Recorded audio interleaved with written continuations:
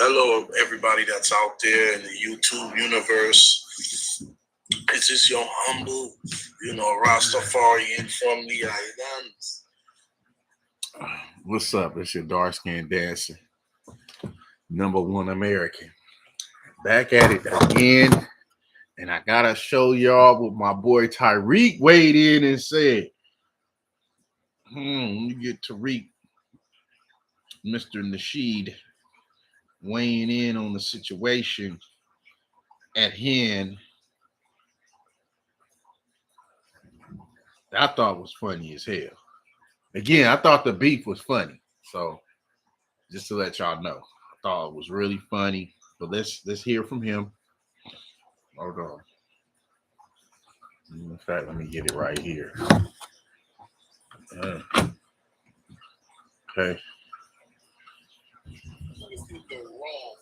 Hold on. Let's be clear, all of that, let's go outside. You know what that child was going to do? Because he had his phone in his hand. He already dialed 9. He was just waiting to dial the 1-1. If they went outside, that child would have dialed 911. Let's stop playing. Tell you.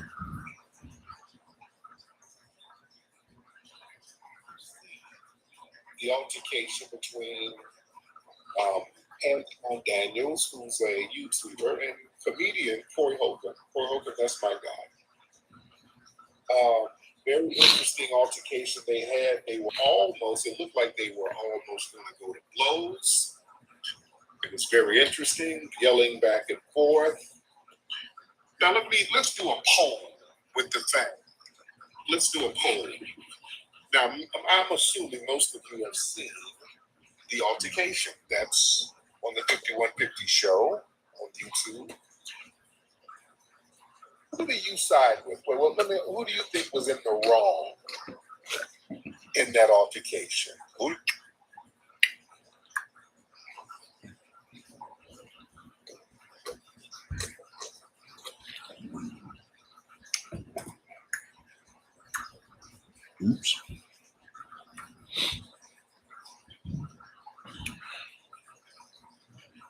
Who do you think?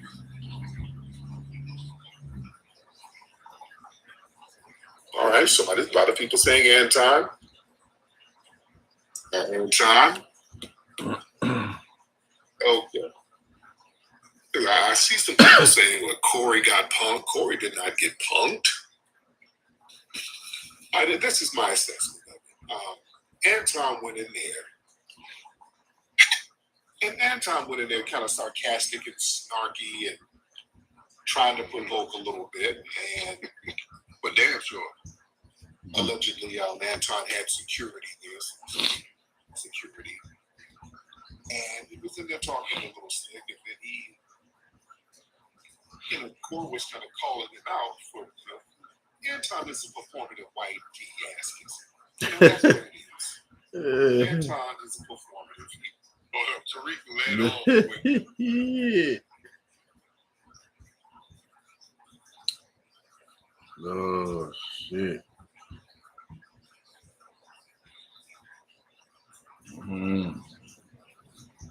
Hold on, y'all. YouTube universe. I think it's interesting because here it is.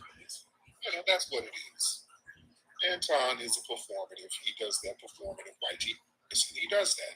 In the last few days, people have weighed in. I don't knock the hustle. Anton panders to the white supremacist alt-right crowd, being the so-called reasonable black person. Oh, I'm not like the rest. Ain't no racism. The white people ain't bad. We don't need reparations. He's on that. Anton has explicitly said we shouldn't get reparations, and he's actively against it. Oh, he's went out of his way to say we should get reparations. So the reality is this. That being said, he knows what he's doing on this YouTube. Again, press like and subscribe so I can come back in real time. I'm gonna let him still cook. I'm just want y'all to know where Tariq is standing right now. So anyway, during the confrontation, hold on. So anyway, during the confrontation, him and Corey were going back and forth. He was pushing back on Corey. Corey was pushing back, and Corey was like, "Hey, you kissing? You got all this criticism for black people. You don't never say anything about white people." And Anton said, "You." And let's be clear, he do got a lot of smoke for blacks, but that's another time for another story. Let me let this man finish cooking. Suck black people's D, and Corey was like, "Hey, hold on now, hey, wait a minute now, you talking like that?" So let me kind of add more context to this. Okay, so look, what happened was, because I've seen it, the whole entirety of it all. He said he was a white tee butt kisser, ASS kisser, right? Anton said, right after he said that, he said, "Oh, then you S the D of blacks." And you should have seen how Corey Holcomb looked when he said that to him. He was like, he had that look in his face like I know he just say that to me. And when he said it, he was almost gearing himself up to go right by him. So he walked over there, and y'all seen the rest. He was right next to him, looked him in his face, stared him down, told him to say it again. He was like, like, nah, say what you said before. And he didn't say it. And then I would say like maybe 3 or 4 minutes after, that's when he got up and was like, "Let's go outside then." Making sure that I was like, so these stuff again. Say that again, man. It's gonna be up. And Anton was like, "Yeah, Corey, you ain't gonna do nothing, and I'm saying this to your face." And then Anton, later on in the broadcast, Anton was like, "Yeah, we can go outside." And Corey's like, "We're gonna sit here and chop it up or whatever." And he never said it again. He never said it again. When Corey was in his face, he didn't say it again. Now, so that's basically letting motherfucker know that he ready to do something. Somebody walk up on you, they ready to do something to you. All right. So, you know, I think I don't know if he said something about. I think I played that already when he was like, when he said, let's go outside. You know what Anton was going to do? Because he had his phone in his hand. He already dialed 9. He was just waiting to dial the 11. If they went outside, Anton would have dialed 911. Let's stop playing. So he said, like, listen, and I'm in this. Oh damn. He said he was ready to call 911. Hey, listen. It was funny to me. I was laughing. I didn't take none of this shit serious because they got big platforms. Corey is really a comedian. Anton does what he does. I thought it was funny as hell. I took it as you going to a family reunion and you got, even though they're not related, I just took it this is me looking at for what it is. You go to your family reunion, it's a barbecue going, right? You got two cousins that probably don't even like, they can't stand each other. They sit at the table and one calls somebody else out. Then the other one says something in disparaging, testing the manhood. See, and that's when he gets in his face and furniture about to be removed. So that's how I looked at it. I looked at it for what it is, laughed, joked. It was funny. I think Corey's still going after him. I don't know if Anton said anything lately, but that's all it was. It wasn't, and they both had opportunities to do whatever they wanted to do to each other. So when it happened, and you know when they split or what have you, Anton went on social media, on his platform, talking about what he would have did and this and this and that. Well, what makes it look bad on his part is he had the opportunity to do it and he didn't do it. Even win, lose, or draw, it just makes you look funny because it's already over. You can have the opportunity to hit him, whatever, grab him, headbutt him, whatever. Not saying that Corey would have let you did that. I'm just saying you had all the chance to do it and you didn't do it. So you waited till you get to your platform and you want to talk about it. Then Corey came out.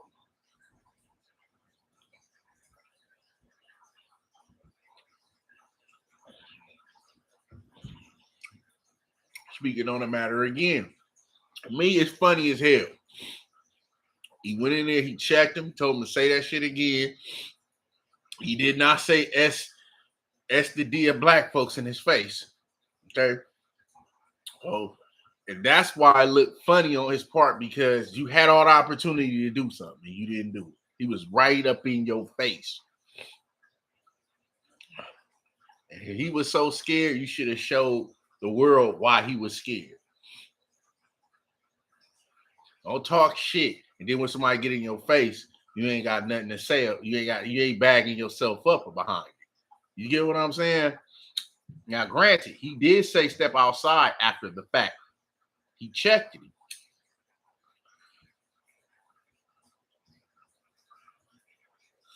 But you still could have did something.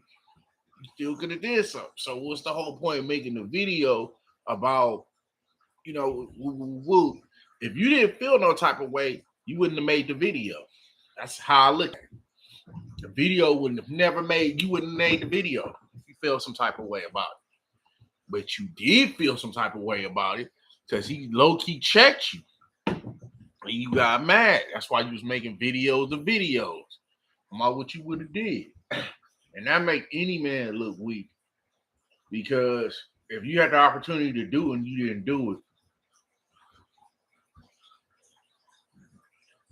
I'm gonna say this to my viewers. Make sure y'all press like and subscribe. I was always taught one thing growing up by a good man.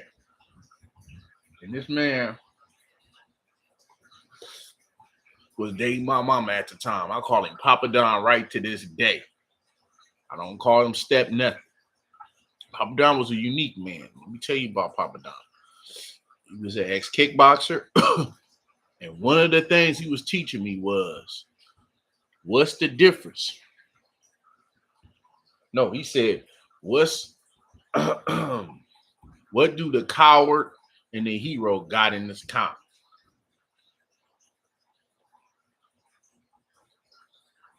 And I mean, for months, I'm trying to figure out what the hell, what do a hero and a coward got in common? They got something in common. They got something in common. He would never give me the answer, right?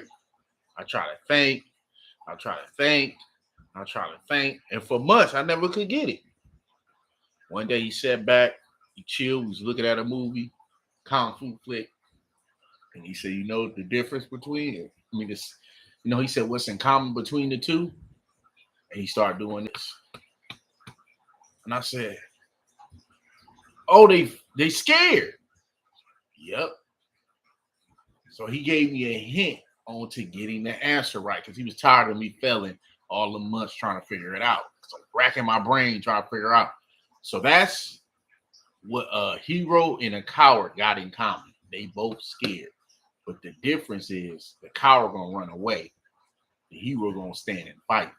Stand on 10 toes and get to the mic. So that's the difference. We all know the difference because the hero stand up, coward run away. But this common is the fear. So when you hear someone say, oh, a person was scared, that don't mean nothing. Just because somebody's scared don't mean they won't do nothing to your ass.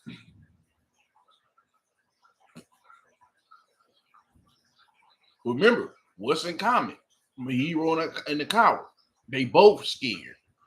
We already know the difference, but they're both scared. Make sure you press like and subscribe so I can get this to you in real time. So I'm giving real game up to y'all. That's the same commonality that a hero and a coward has.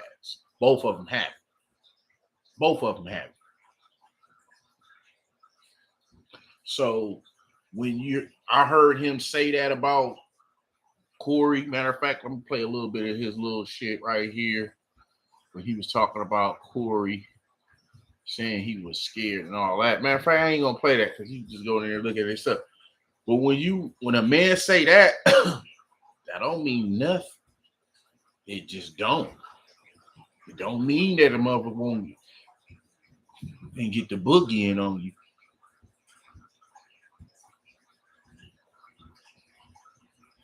Don't let that. Oh, I'm scared. Ooh, woo. Please believe.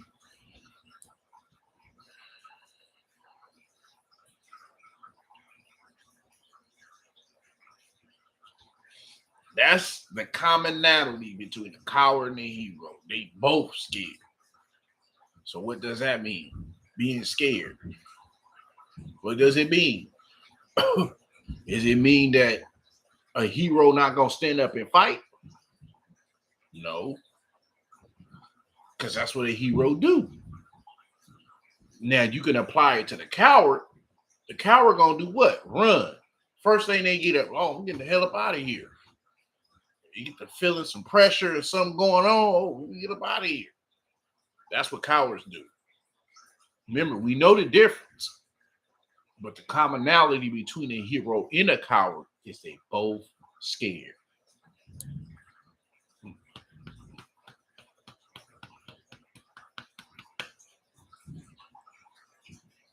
But what do the hero do? Stand 10 toes down and go handle whatever the hell he got to handle. Win, lose, or draw.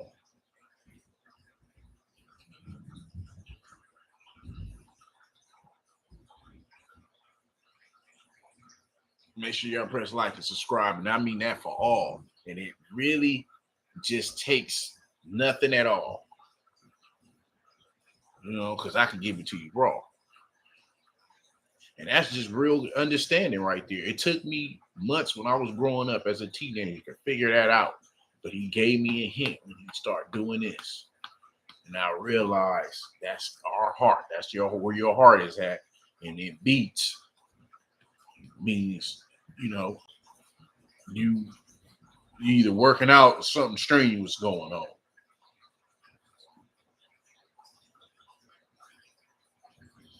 And that's what I want to say. I want to say that when someone say a person's scared, does not mean they won't fight.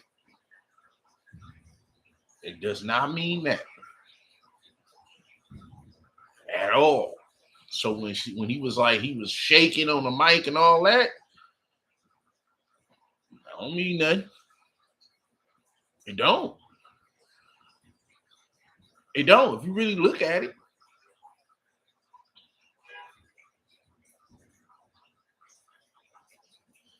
Some of your greatest MMA fighters,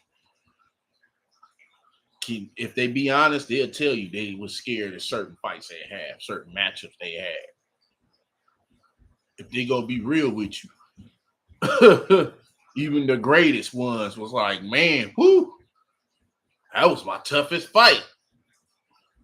Huh? You understand? You see what I'm saying? So, what does it mean being scared? Does not mean that you won't become a hero. That does not mean that you won't face your fears or fight whoever it is in front of you when it's time to fight.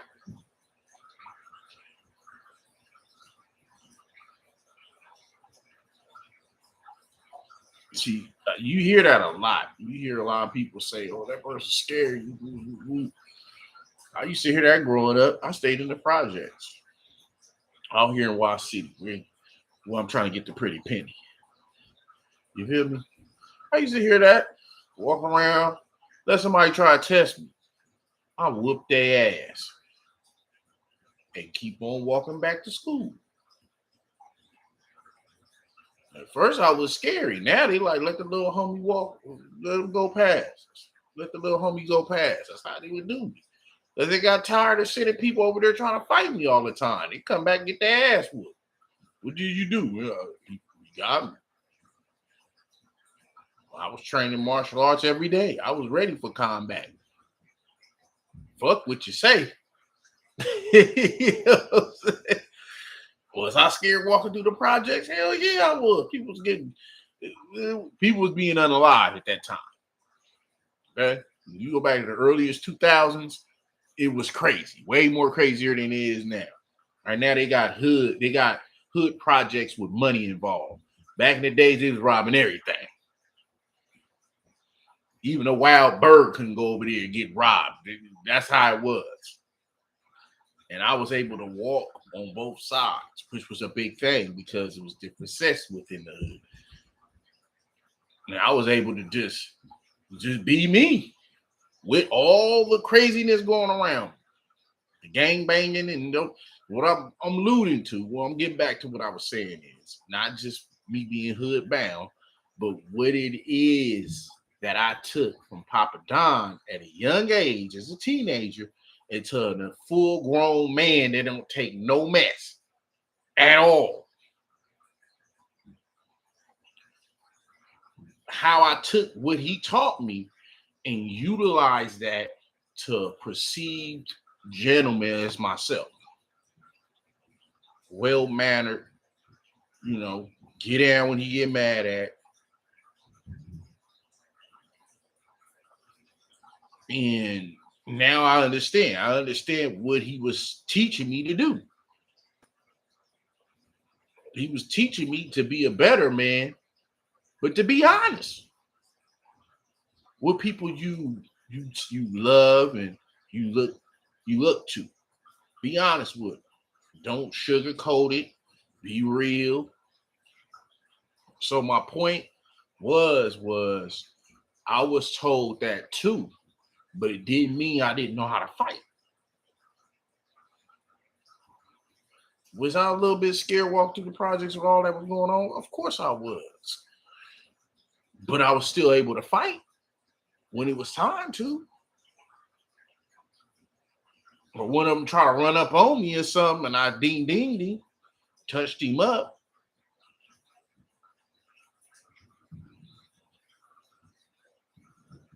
And I did fight older kids too.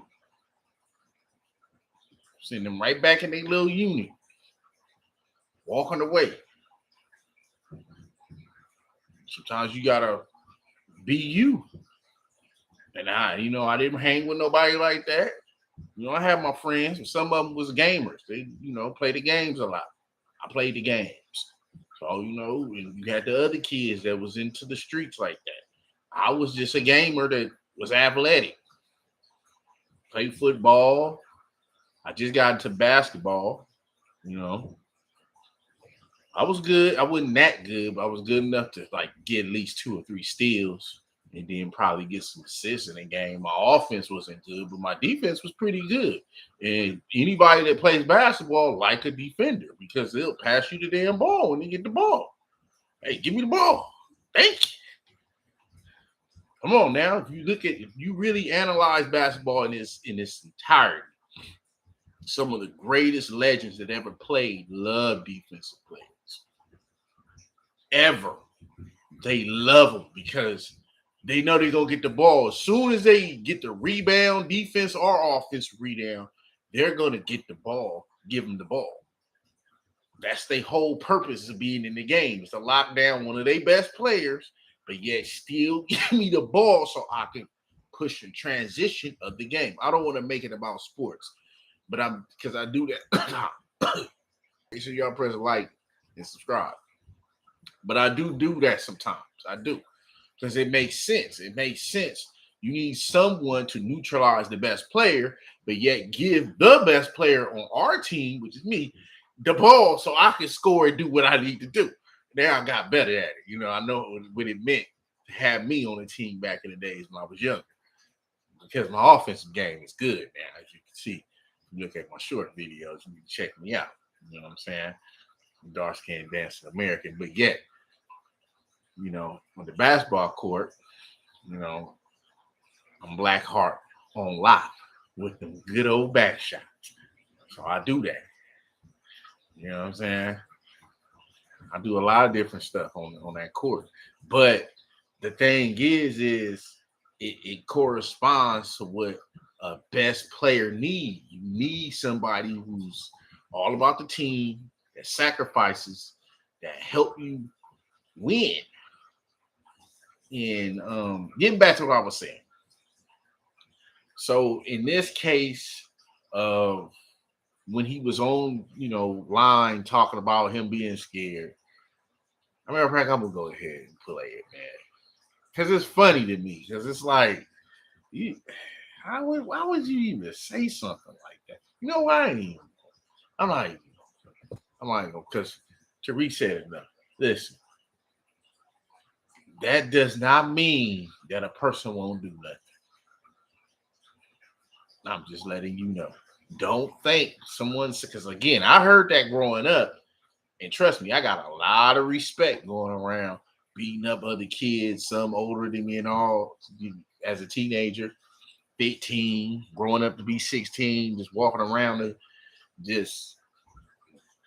it didn't mean that when they was calling me that I was turning down fades, because I done caught fades with a lot of people in the area.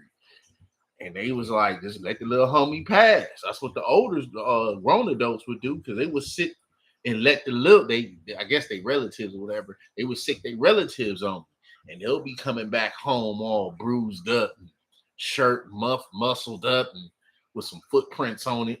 And they're like, damn, what happened? Hey, you let the little homie pass. That's what it was with me. Not everybody can get that ability or that understanding, you know what I'm saying? So, and I think he was possibly wrong about saying that a man that you was in your face telling you to say the word again that was scared. And you did say go outside. He did say that, but I don't know. To the entirety of it all, it's not a good feel to say after it was done, the check and ninja time was out the way. You want to get on your internet and talk about how scared you were. I mean, you didn't do nothing to it. That's what people want. Even if you would have did something and lost, we would have gave you some type of credit. He be like, hey, look, he did do something, but you didn't do nothing to him. You didn't do nothing to him. He just said that right in your face and asked you to say it again. And you didn't do nothing to him. Only thing you said was, hey, homie, don't run up on me like, hey. That didn't stop him from getting right up on you. And again, you after he got up on you, he wanted to get up and try to let's go outside. Then if you would said that was me, I would have been happy to go outside with your milk dud head looking self. I would have did it. But see, I'm different. Corey a cool dude. He's a comedian. He gonna do his thing and all that. But boy, I don't even care. I ain't turning down nothing but good time. Make sure you press like and subscribe. I would have what? Oh, okay. All right, come on then. You know what I'm saying? Some people open the arms with it. You know what I'm saying? Some people probably just trained to just get into that moment where you might think you gonna win and get caught up. Dang, what happened? Hey, he challenged dude. He just the way he lit up too. Some people, you like, hey, this motherfucker too happy. Something. But y'all, oh man, it's funny to me. I don't give a dang. It was funny. He got all up in his face. Todd got butt hurt. He didn't want to get up talking about let's go outside when he had the opportunity to do something to get a motherfucker all up on in your face like that. Then you hear Tariq talking bad about him. Like, let's get back to what Tariq said. Tariq was like, what did he say? He said, he wasn't gonna do nothing. That's some funny shit right there. He ain't gonna do nothing. Yeah. He said he pressed 9 and he had the other 1-1 when he was gonna step outside.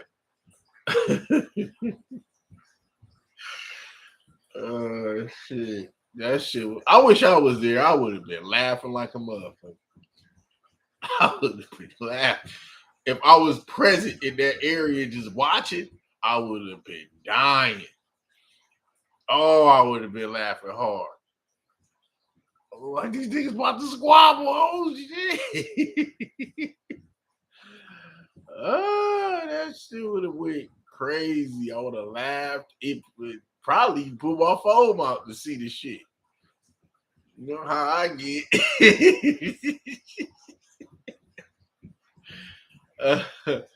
So hey. Damn. Yeah, I would have embellished in the moment. You feel me? Oh, that shit was funny, man. Oh, that shit was funny. Tariq made it even funny. He's like, man, he wasn't gonna do nothing.